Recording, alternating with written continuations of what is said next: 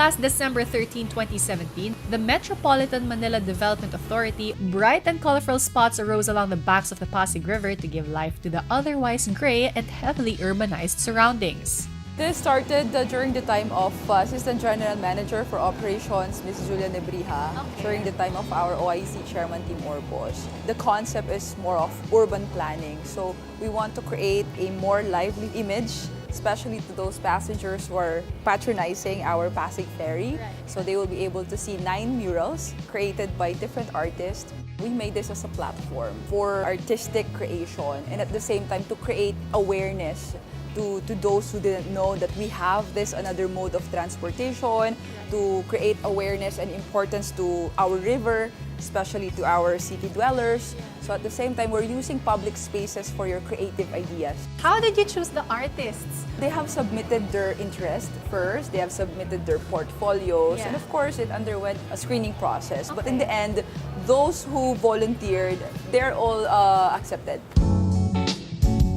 The paintings grace the facade of pumping stations in Arroceros, Aviles, Binondo, Escolta, San Francisco, Makati, Paco, Quiapo, and Valencia.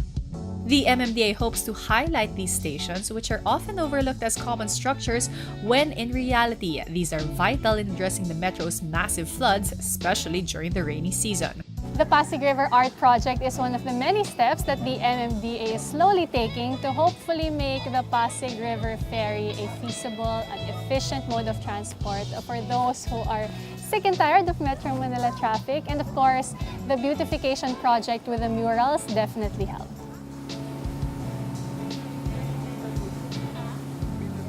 So we traveled the distance that would usually take us around 1 hour if riding a car or maybe a bus or even a jeep. And here on the ferry, it only took us around half an hour. So cut the time in half. Not bad. When you go to the ferry station, you can get this brochure for free. It talks about all the artworks along the Pasig River. And right now, we are in front of the Makati pumping station. That's the one, and this artwork is titled The Horse That Had a Flat Tire. Pero tire, T-Y-R-E. It's very colorful. I would never have known that in that colorful building, may pumping station pala.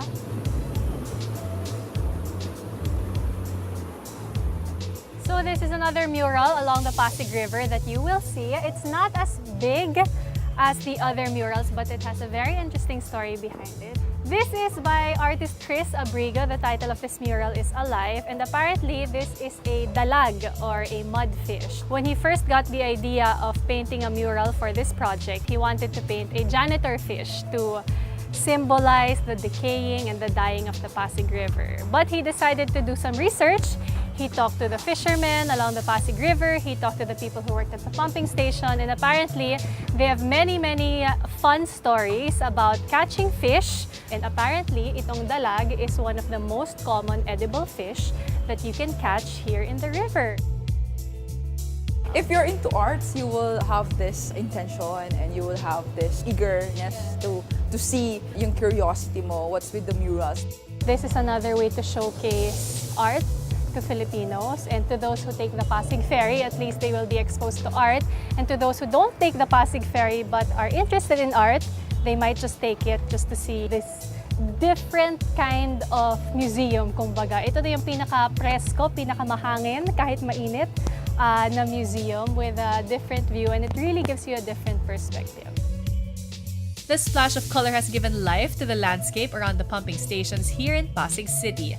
With this project, the MMDA is very optimistic that this step will help in developing a waterway that may help ease transportation and traffic problems in the metro. But in the meantime, why not give the Pasig Ferry a chance? The beauty of the river itself may not be as grand as it once was, but now there's another kind of beauty surrounding it that's worth checking out.